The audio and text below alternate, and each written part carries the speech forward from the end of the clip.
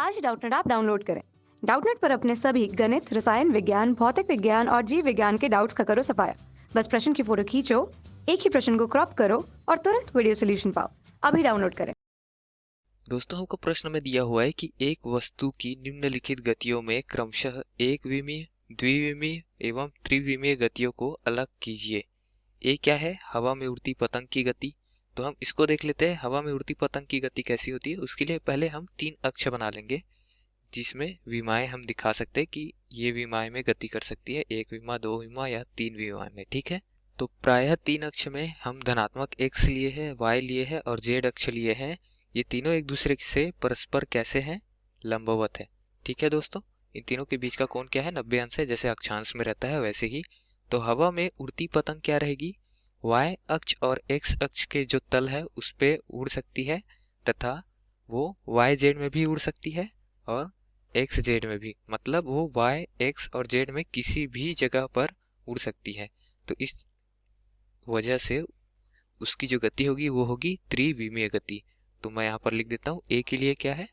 पतंग के लिए हमारी जो गति हुई है वो है त्रिविमीय गति। ए के लिए गति है त्रिविमीय, क्योंकि वो तीनों विमाएं में गति कर सकता है। ठीक है दोस्तों, अब दूसरा क्या हमको बोला है? दूसरा हमको बोला है कि आसमान में उड़ते वायुयान की गति। इसको हम पतंग से भी क्या करके देख सकते हैं? तुलना करके देख सकते हैं। पतंग क्या है? तीनों विमाएं में गति करता है। वायुयान भी क्या है?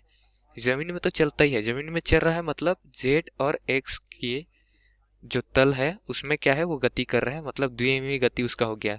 और उसके ऊपर क्या है? वो हवा में भी उड़ता है, मतलब वो y अक्ष पर भी गति कर सकता है ऊपर की ओर, z अक्ष में और x अक्ष में भी गति कर सकता है। तो हवाई जहाज की गति क्या हो गई? आसमान में उड़ते वायुयान की गति भी त्रिविमीय गति हो गई।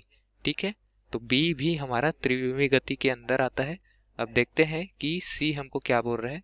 c में कहा गया है कि समांतर सीधी पटरियों पर दौड़ती रेलगाड़ी की गति। तो समांतर सीधी ही बोला गया है, मतलब सिर्फ एक अक्ष में अगर पटरी है तो एक अक्ष में ही वो गति करेगी। अगर समांतर सीधी नहीं होती, घुमावदार होती अगर रेल की पटरियां, तो क्या है? वो एक्स और वाई दोनों अक्ष पर गति करती, लेकिन वो सिर्फ एक अक्ष पर गति कर रही है, एक्स अक्ष पर। इसलिए वो एक विमीय गति है तब तक कि जब तक रेलगाड़ी उड़ना शुरू ना कर दे। ठीक है दोस्तों, तो रेलगाड़ी की गति क्या हो गई? एक विमीय गति। अब हमको डी क्या बोल रहा है? डी बोल रहा है हमको कि बंदूक की नली से निकली गोली की गति। हम देखते हैं कि बंदूक से अगर कोई गोली छोड़े तो गोली सीधी रेखा में चलनी चाहिए, सीधी दिशा में, लेकिन गुरुत्वीय त्वरण के कारण अगर हम उसको एक्स अक्ष पे छोड़े तो क्या होगा? वाई अक्ष के परितः नीचे, ऊर्ध्वाधर नीचे की ओर आने लगेगा। फलस्वरूप हो उसकी गति कुछ इस तरीके से हो सकती है, प्रक्षेप्य गति।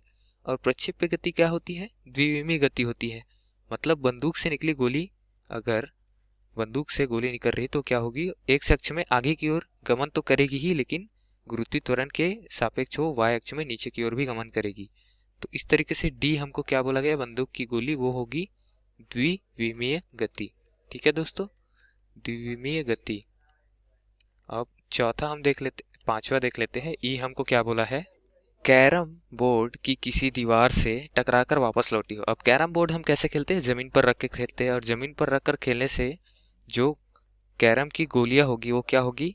वाई अक्ष और वाई अक्ष पे गति नहीं करके एक्स और जेड पे ही गति करेगी, जब तक आप कैरम को उड़ा ना दे। ठीक है दोस्तों, तो कैरम की आदर्श गति किस में हो गई?